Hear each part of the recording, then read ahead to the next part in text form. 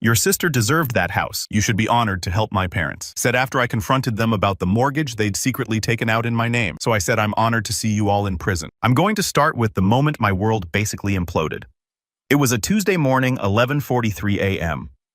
I remember because I was literally watching the clock waiting for my lunch break. I work at a logistics company doing inventory management. Nothing fancy, but it pays the bills. Anyway, I'm sitting in my tiny-ass kitchen. And when I say tiny, I mean if two people are in there at the same time, someone's getting elbowed, eating those 99-cent ramen noodles like the financial powerhouse I am. My phone rings. Unknown number, out-of-state area code.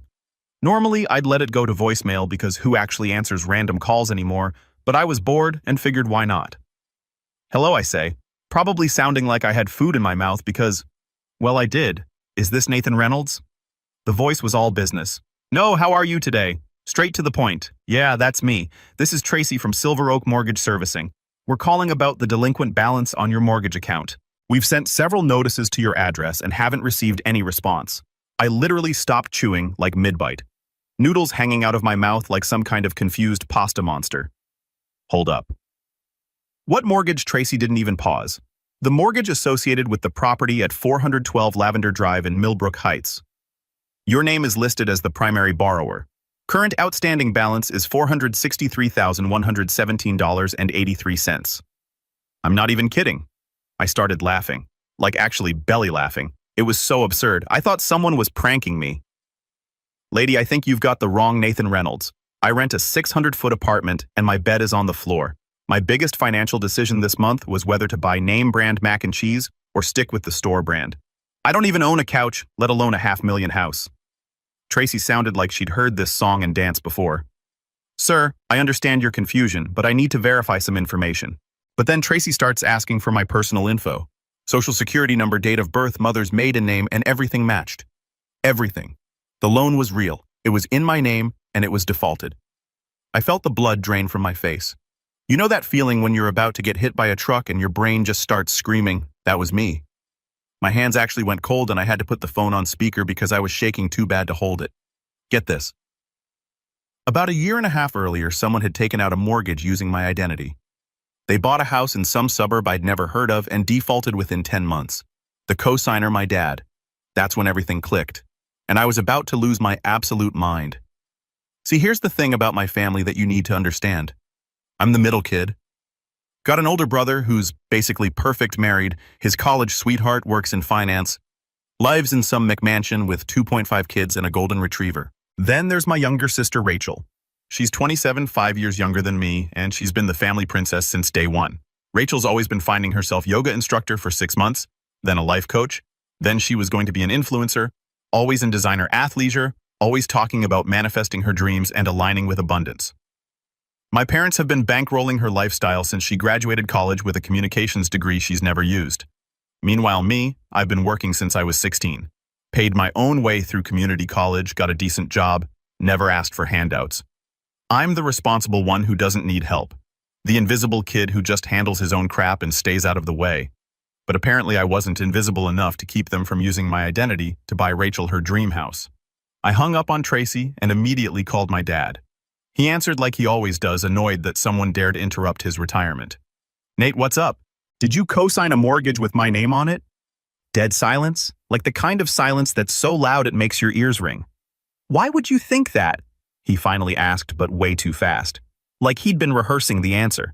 Because the bank just called me about a house I apparently own, and guess whose name is on it as co-signer? More silence. Then look, calm down. It's not a big deal. Not a big deal. My voice went up about 3 octaves. You used my identity to buy a house. That's literally fraud. She needed help. He said like that explained everything. Help? You signed me up for a $463,000 loan without asking. That's when I heard her in the background, Rachel's voice, all panicked and whispery. Of course she was there, probably lounging on some overpriced sectional sofa in her stolen house, freaking out that her free ride was about to end. I could picture her in those $150 athleisure pants she's always wearing, the ones that cost more than my grocery budget for a month. Then my mom gets on the line. Well, you weren't using your credit for anything important anyway. I had to sit down. I was so stunned I couldn't form words. They talked about my credit like it was some family resource they could just borrow whenever they felt like it. like my financial future was their personal piggy bank. Later, and this part made me want to burn everything down, I found out they'd used an old power of attorney form, one I'd signed when I was 18, so my dad could help me appeal a student loan issue. They kept it for over a decade and used it to forge my signature on mortgage paperwork. When I pulled my credit report that night, it looked like a war zone. Late payments, collections, foreclosure proceedings. My score had dropped from 780 to 520. And me, I was about to get sued for a house I'd never even seen. The next few days were a blur of phone calls, paperwork, and slowly realizing just how deep this rabbit hole went. I called in sick to work and spent 12 hours a day trying to figure out what the hell happened to my life. First stop, the credit report. It was worse than I thought. Not only was there the mortgage, but there were 3 credit cards opened in my name over the past 2 years. All maxed out, all in default. Someone had been living it up on my credit while I was eating ramen and riding the bus to work. I filed identity theft reports with all 3 credit bureaus, froze my credit, sent cease and desist letters to every collection agency that was harassing me. The whole process was like navigating a bureaucratic nightmare designed by sadists. Hold times that lasted longer than some movies. Transfer after transfer to departments that didn't exist. At one point, I spent 45 minutes explaining my situation to a guy who kept asking if I was sure I hadn't just forgotten about buying a house. Yeah, buddy. I definitely forgot about dropping $500,000 on real estate while I'm over here counting quarters for laundry money. But here's the thing. The bank still had my signature on file, a signature my own family had forged. So I did what any reasonable person would do. I started investigating.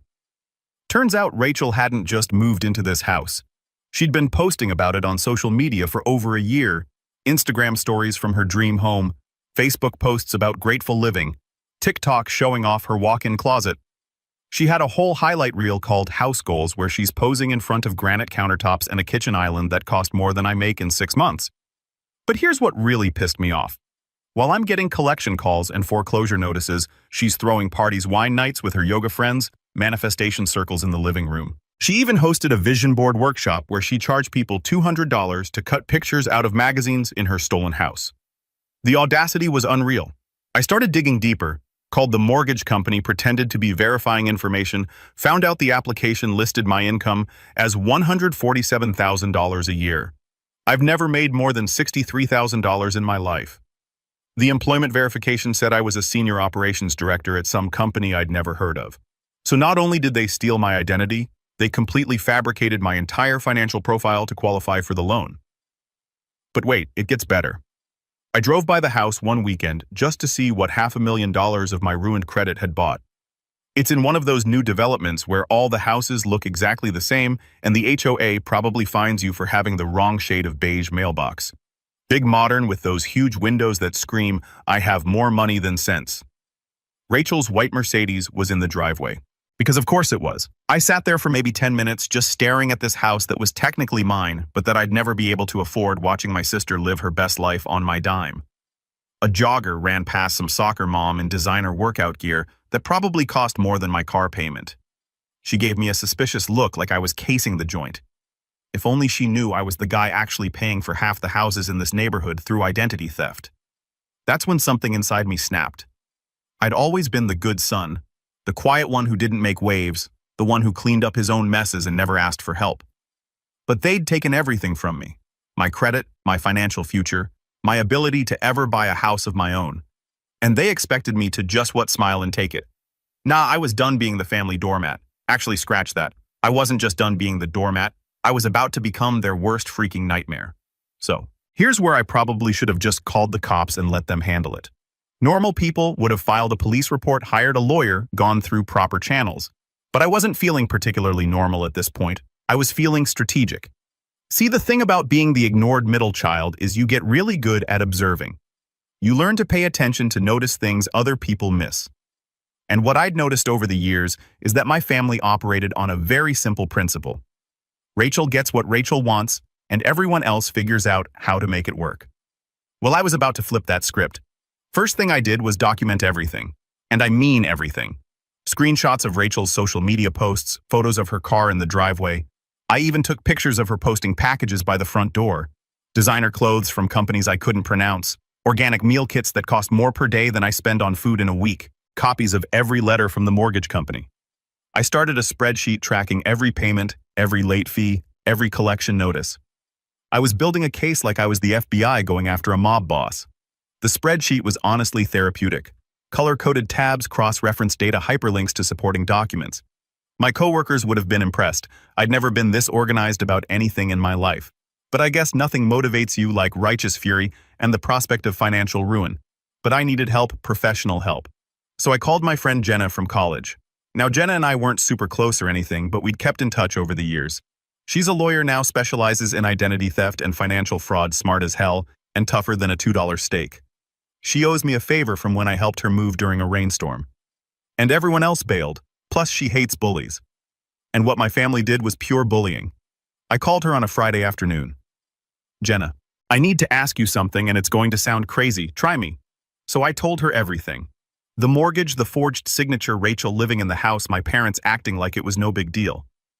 When I finished, there was silence for like 30 seconds. Oh, Nate, this isn't just identity theft. This is fraud on multiple levels. How long has this been going on? About 18 months. And they're still living in the house. Rachel is posting about it on Instagram, like she's some kind of lifestyle influencer.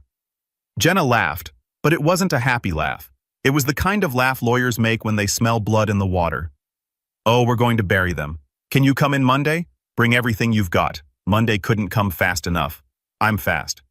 Jenna's office is downtown. One of those glass towers that makes you feel important just walking through the lobby. The elevator had that new money smell, leather and expensive cologne. And the dreams of people who can afford $400 an hour legal fees made my Target clearance button-down feel even more inadequate than usual. She took one look at my folder of evidence and started grinning like Christmas morning. This is beautiful, she said, flipping through bank statements and credit reports. They didn't just forge your signature, they created an entirely fictitious financial profile. Look at this income verification. The letterhead is from a company that doesn't exist. The notary stamp belongs to someone who moved to Arizona 3 years ago. So what can we do? We can do a lot. But first I need to ask, how far are you willing to go with this? I thought about Rachel's Instagram posts, her manifestation workshops, her wine nights in the house I was paying for. All the way. Good, because I'm about to introduce your family to the concept of consequences. Jenna laid out the plan. First, we'd file a formal fraud complaint with the bank demanding a full investigation into the loan's origination. We'd request all documentation, including the original applications and any supporting materials. Then we'd file a civil suit for damages. Not just the money, but emotional distress, credit damage, lost opportunities. But here's the kicker. We weren't going to warn them. No phone calls, no family meetings, no chances to work it out. They'd made their choice when they forged my signature. Now they were going to live with the consequences. One more thing Jenna said as I was leaving. Don't contact them. Don't text. Don't call. Don't show up at the house. Let the paperwork do the talking. I nodded, but I was already planning my next move. Because there was one thing Jenna didn't know about me. I'd always been better at playing chess than anyone in my family realized, and it was time for my opening move. 2 weeks later, I was standing on Rachel's doorstep with a manila folder that was about to ruin her day. I know Jenna said not to contact them, but I needed to see her face when reality hit. Sometimes revenge isn't just about winning, it's about watching them realize they've lost. I drove out on a Thursday morning, took a personal day from work. No warning, no heads up, just me and a rental car and a folder full of legal documents that would make any normal person stoned. The house looked exactly like Instagram. Perfectly manicured lawn, those expensive-looking decorative rocks, everything screaming, I have money. Rachel's Mercedes was in the driveway, probably detailed and waxed because God forbid anyone thinks she couldn't afford car maintenance. I knocked once, not hard, just enough to make the door rattle. Rachel opened it and for half a second she looked genuinely surprised. Then her face morphed into that fake smile she'd perfected over the years. The one that says, I'm innocent and you're overreacting, Nate. Oh my God, what a surprise. She chirped like she hadn't just financially nuked my life. What are you doing here? We need to talk. Okay, sure. Come in. Do you want something to drink? I just made this amazing turmeric latte that's supposed to reduce inflammation and align your chakras. I wanted to punch something, preferably her face, but I kept my voice level. I'm here about the mortgage. Her smile flickered just a little. What mortgage? The one you took out in my name for this house? The one that's currently in foreclosure? Oh, that, she laughed. Actually laughed. That was Mom and Dad's idea. And you weren't using your credit for anything anyway. So what's the big deal? The big deal. The big deal. I stepped inside and immediately wanted to burn the place down. It looked like a Pinterest board had exploded. Fake plants everywhere because God forbid she actually waters something. Those wooden signs with stupid inspirational quotes like live, laugh, love, and blessed beyond measure. And a banner over the kitchen sink that said, good vibes only. The freaking irony was thicker than the organic coconut milk in her designer refrigerator. The whole place screamed, I watch too many HGTV shows and have no actual personality. Gray walls, white furniture, those stupid throw pillows that cost $80 each and serve no actual purpose. It was like walking through a furniture showroom where someone with no taste had unlimited money to waste. The big deal, I said, pulling out my folder, is that you committed fraud, multiple felonies, actually. I spread the contents across her perfect white coffee table. Bank statements, credit reports, legal documents, and my personal favorite, a cease and desist letter from Jenna's law firm. Rachel's eyes went wide. What is all this evidence? Copies of the forged mortgage application documentation, of the fake income verification credit reports showing what you did to my score identity theft filings. And this. I pulled out the last document, a letter from my attorney. She went pale. Like actually pale. Your attorney? Yeah. Jenna Morrison. She specializes in identity theft and fraud cases. Really good at what she does. She's already filed complaints with the bank and the state attorney general's office. Rachel sat down hard on her pristine white couch. Nate, come on, we're family. Family doesn't forge each other's signatures on $500,000 loans. That's when my parents walked in. Perfect timing, really. They'd probably been listening from the hallway trying to figure out how to spin this. Nathan, my mom, started using that disappointed voice she'd perfected over the years. What's all this about? It's about the mortgage you helped Rachel take out in my name, the one that's destroyed my credit and put me on the hook for over $463,000. My dad crossed his arms using that intimidation pose that worked when I was 12, but just looked pathetic now. Now hold on. This is being blown out of proportion. It was supposed to be temporary. Temporary, I laughed. It's been 18 months. The house is in foreclosure. My credit score dropped 260 points. How exactly is that temporary? We were going to tell you, my mom said. When the sheriff showed up to repossess my imaginary assets, Rachel finally found her voice. I can't afford to refinance. My credit isn't good enough. Not my problem anymore. I started gathering up the papers. See, here's what's going to happen. Jenna's filing a civil suit next week. We're going after damages, the loan amount, legal fees, credit repair costs, emotional distress. The bank is conducting a full investigation into the fraudulent documents, and the state attorney general is looking into potential criminal charges. The room went dead silent. My dad's mouth was opening and closing like a fish. My mom looked like she was about to cry. Rachel just stared at me like I'd grown a second head. You can't be serious, my dad finally said. Dead serious. You used me. You forged my signature. You ruined my credit to buy Rachel a house she couldn't afford. And then you expected me to just smile and pay for it. I headed for the door, then stopped. Oh, and Rachel, nice Instagram posts, by the way. Really helps establish that you've been living here knowingly and willfully. Jenna's going to love those. I walked out and didn't look back, but I could hear Rachel starting to cry through the door. Good. It was about freaking time. You know what they say about revenge? It's a dish best served cold. But what they don't tell you is how satisfying it is to watch everything fall apart in real time. 3 days after my little visit, Rachel called me 6 times. I didn't answer. Then came the texts. Nate, please call me back. We need to talk about this. The bank called. They're asking all kinds of questions. Mom's having chest pains. You're literally giving her a heart attack. Fine. Be a jerk, but this isn't over. I screenshotted everything and forwarded it to Jenna. Evidence of continued harassment and guilt manipulation. She said, keep them coming. The next week, things started getting really interesting. See, Jenna had this friend Alicia who worked in compliance for Silver Oak Mortgage, the same company that was about to repo Rachel's dream house. Alicia couldn't give us inside information, but she could make sure our fraud complaint got the attention it deserved. And boy, did it get attention. Turns out when you file a fraud complaint with enough evidence to bury a small city, banks take notice. Silver Oak launched a full internal investigation into the loan's origination. They pulled every document, interviewed every employee who touched the application, and started asking some very uncomfortable questions, like how did a logistics coordinator with a $63,000 salary qualify for a $463,000 mortgage? The math doesn't even work if you throw in my excellent credit at the time. Banks have these little things called debt-to-income ratios that prevent regular people from getting loans they can't afford. Apparently, my fictional alter ego made enough money to laugh at such pedestrian concerns. And why was the income verification printed on letterhead from a company that didn't exist? I actually Googled the company name, Pinnacle Logistics Solutions. Zero results, not even a placeholder website or a LinkedIn page. They literally made up a business just to fraud me into home ownership. And who the hell was this notary who supposedly witnessed my signature, but had been living in Arizona for 3 years? The deeper they dug, the worse it got for my family. The fake income docs, the forged power of attorney, the completely fabricated employment history. It was fraud so obvious a blind man could see it. But here's my favorite part. Remember those credit cards that were opened in my name?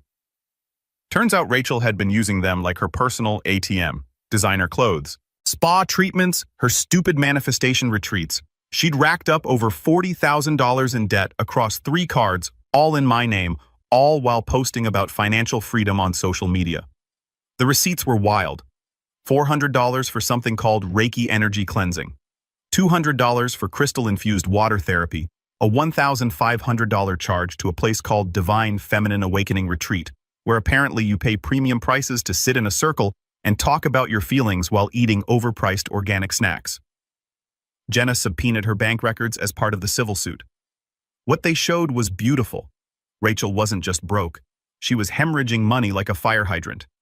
Personal trainers, life coaches, something called crystal healing therapy that cost $300 a session. And my personal favorite, a $7,000 retreat called Manifest Your Millionaire Mindset. The woman who couldn't afford her own mortgage was paying $7,000 to learn how to think rich. Meanwhile, every single payment on the house until they stopped had come from my parents' account. So they took out a loan in my name, never told me paid it themselves until they ran out of money, then let it default and stuck me with the consequences. The freaking audacity was breathtaking. But wait, it gets better. Because while Silver Oak was doing their investigation, they had to halt all foreclosure proceedings, which meant Rachel got to keep living in the house while they figured out if the loan was legitimate. So of course she decided this was all going to blow over. She kept posting on Instagram inspirational quotes about weathering life storms and staying aligned with abundance during challenging times. She even did a whole Instagram live about how negative energy from family members can block your manifestations without a trace of irony. Kept throwing her little parties. Wine nights where she and her equally delusional friends would drink $30 bottles and talk about their journeys.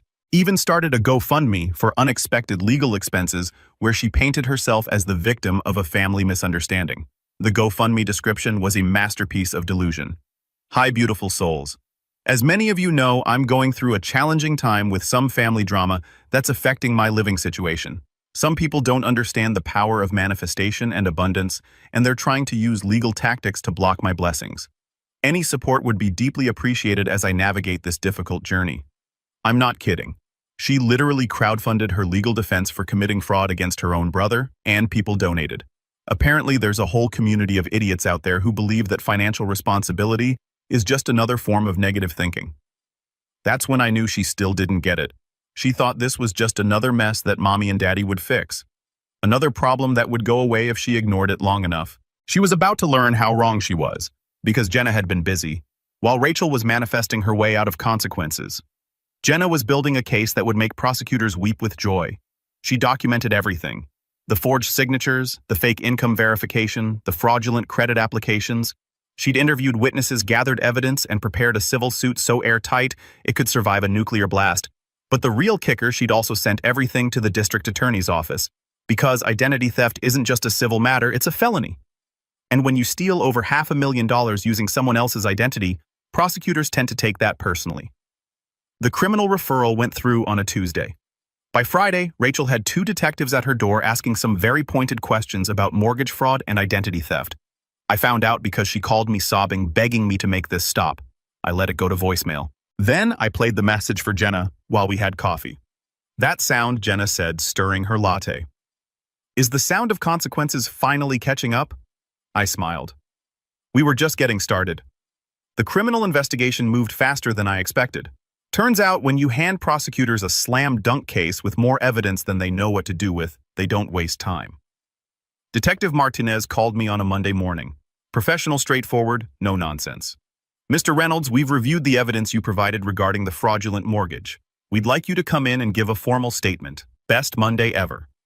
The police station was exactly what you'd expect. Fluorescent lights, stale coffee, and that weird smell that's part disinfectant, part despair. Detective Martinez led me to a small interview room and set up a digital recorder. Just tell me what happened, she said, from the beginning. So I did. The phone call from the bank finding out about the house. Discovering the forged documents, Rachel living it up while my credit burned. Martinez took notes, asked clarifying questions, nodded in all the right places. This is pretty straightforward, she said when I finished. Your sister and parents committed multiple felonies. Identity theft, mortgage fraud, filing false documents. The evidence you've provided is overwhelming. What happens now? We finish our investigation and present the case to the district attorney. Given the dollar amounts involved, we're looking at serious charges. Your sister could be facing 10 to 15 years if convicted on all counts. 10 to 15 years. For a second, I almost felt bad. Almost. Then I remembered Rachel's Instagram post from last week. A selfie in front of her house with the caption, "Grateful for abundance flowing into my life. Blessed manifesting magic dreams come true." The feeling passed. While the criminal case was building, the civil side was moving just as fast. Jenna had filed our lawsuit the week before, and the process server had delivered papers to Rachel and my parents the same day the detectives showed up. You should have seen the voicemail Rachel left me that night. I'm talking 6 minutes of unhinged sobbing threats, guilt trips, and what I can only describe as a complete psychological breakdown. You're destroying our family. How can you do this to your own sister moms in the hospital because of you? Dad's talking about disowning you. This is all over some stupid paperwork. I hate you. I freaking hate you. I saved it. Jenna said it was excellent evidence of intimidation and harassment, but the real fun started when the bank finished their investigation. Silver Oak didn't just determine that the loan was fraudulent. They went nuclear. They demanded immediate repayment of the full balance plus penalties. When that didn't happen, shocking, I know they accelerated foreclosure proceedings and went after Rachel and my parents for damages. Turns out banks really don't like it when you make them unwitting participants in mortgage fraud. Who knew Rachel tried to refinance in her own name? Her credit score was 531. Even payday loan companies laughed at her application. She tried to sell the house. But here's the thing about houses bought with fraudulent loans. The title gets all kinds of messy when lawyers get involved. No legitimate buyer would touch it. So she did what entitled people always do when reality hits. She doubled down. She hired her own lawyer, some strip mall attorney who probably got his degree from a Cracker Jack box. This guy actually had the balls to argue that I'd implicitly consented to the loan by not monitoring my credit reports closely enough. Yeah, my sister stealing my identity was somehow my fault for not catching her fast enough. Jenna eviscerated him in court. And when I say eviscerated, I mean she turned him into legal hamburger. She presented our evidence methodically, professionally, and with the kind of cold precision that makes opposing counsel question their life choices. The judge wasn't impressed with the implicit consent argument or the family disagreement defense, or Rachel's tearful testimony about how she'd honestly believed she had permission to use my credit. He was especially unimpressed when Jenna played Rachel's GoFundMe video, where she described the whole thing as a misunderstanding while sitting in the fraudulently obtained house wearing a $300 yoga outfit bought with my stolen credit cards. Miss Reynolds, the judge said, ignorance is not a defense for felony fraud, and this court does not recognize manifesting as a legitimate financial planning strategy. I almost applauded. The civil judgment was everything we'd asked for and more. $267,000 in damages covering the loan balance, legal fees, credit repair costs, and emotional distress, plus interest, plus a permanent injunction preventing Rachel or my parents from ever using my personal information again. The judge specifically noted that the emotional distress damages were warranted given the deliberate and malicious nature of the fraud committed by family members against the plaintiff. Even the legal system recognized that this wasn't just theft, it was betrayal at the deepest level. But here's the beautiful part. The criminal charges were still pending, and they were serious. Identity theft in the first-degree mortgage fraud conspiracy, filing false documents. The district attorney was talking about making an example. Rachel was looking at real prison time. And for the first time in her entitled little life, Mommy and Daddy couldn't write a check to make it go away. The foreclosure hearing was scheduled for the following month.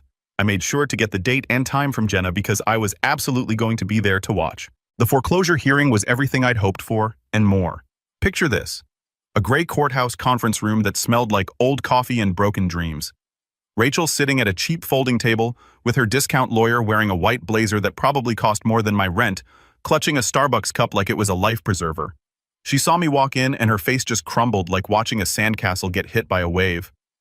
For once in her life, she couldn't fake a smile. My parents were there too, looking like they'd aged 10 years and 2 months. My dad kept glaring at me like this was somehow all my fault. My mom was doing that thing where she clutches her purse and looks around like she's expecting someone to rescue her. Nobody was coming to rescue them. Not this time. The bank's lawyer was a sharp woman in her 50s who looked like she ate foreclosures for breakfast. She laid out the facts without emotion: late payments, default, fraudulent origination documents, failure to cure despite multiple opportunities. Then Jenna stood up. She didn't need to say much. The evidence spoke for itself. Forged signatures, fake income verification, identity theft, credit card fraud. She methodically destroyed every argument Rachel's lawyer tried to make. But the moment I'll remember forever was when the judge asked Rachel directly, "Miss Reynolds, did you obtain explicit written consent from your brother before using his identity to secure this mortgage?" Rachel opened her mouth closed. It looked at her lawyer, looked at my parents, finally whispered, "No." "And did you make any payments on this loan from your own accounts?" "No." "And are you currently employed with sufficient income to maintain the mortgage payments?" Longer pause. "No." The judge nodded and made some notes. "The foreclosure will proceed as scheduled. The property will be sold at public auction in 30 days. Mr. Nathan Reynolds is hereby released from all liability pending resolution of the criminal fraud case." He looked directly at Rachel. "Miss Reynolds, I strongly suggest you seek legal counsel regarding the pending criminal charges. This court has seen sufficient evidence of deliberate fraud to recommend prosecution to the fullest extent of the law." Rachel started crying. Not the pretty tears she used to manipulate people, but ugly, desperate sobs. Her perfect Instagram life was literally being auctioned off piece by piece. My dad tried to corner me outside the courthouse. "You didn't have to do this. We could have worked something out." "We could have," I agreed. 18 months ago, before you forged my signature and ruined my credit, she's your sister and you're my father. Didn't stop you from throwing me under the bus for her." My mom was full-on ugly crying now. "How can you be so cruel? We raised you better than this." I looked at her for a long moment. "No, you didn't. You raised me to be quiet and grateful while Rachel got everything she wanted. You raised me to clean up other people's messes and never ask for anything myself. But you know what? You didn't raise me to be a doormat." Rachel hadn't said a word during this whole exchange. She just stood there in her expensive blazer mascara, running down her face, looking like her world had ended because it had. The house sold at auction 3 weeks later. Some investor bought it for $380,000. A steal, really. But that's what happens when properties have legal clouds hanging over them. Rachel had to be physically removed by the sheriff's department because she'd barricaded herself inside claiming squatters' rights. I wasn't there for that part, but my neighbor's cousin's friend posted the video on TikTok. It went viral locally. Influencer dragged out a foreclosed dream house, got like 200,000 views. The criminal trial took 8 months. Rachel pled guilty to avoid prison time. But she still got 3 years probation, 500 hours of community service, and a felony record that'll follow her forever. My parents got 2 years probation each as co-conspirators. The civil judgment still haven't seen a dime. Rachel's broke. My parents sold their retirement condo to pay lawyers, and you can't squeeze blood from a stone. But that's okay. I never expected to collect. I got something better than money. I got my life back. My credit score is back up to 720. I bought a small condo last month. Nothing fancy, but it's mine in my name with a mortgage I can actually afford. I sleep on a real bed now, not a mattress on the floor. Got a couch too. Even splurged on one of those fancy coffee makers. Rachel. Last I heard, she was living with some guys she met at her court-mandated financial responsibility classes. She deleted all her social media after the TikTok thing went viral. Probably for the best. My parents tried reaching out for my birthday. Sent a card about healing family wounds and forgiveness. I threw it away unopened. Some wounds don't heal. Some forgiveness isn't earned. But here's the thing I never expected. I'm not angry anymore. Not bitter, not resentful, just free. Free from their drama, their manipulation, their expectation that I'd always be there to clean up their messes. I posted this story on a financial advice forum a few months ago anonymously. Obviously, it blew up. Hundreds of comments from people with similar stories. Parents who destroyed their kids' credit, siblings who committed fraud, families who taught shame instead of accountability. That was the real victory. Not the lawsuit, not the criminal charges, not even watching Rachel get dragged out of her house by deputies. It was realizing I wasn't alone. And neither were all those other people who'd been used and manipulated by their own families. Sometimes the best revenge isn't destruction. It's just refusing to be a victim anymore. Actually, scratch that. Sometimes the best revenge is destruction and refusing to be a victim.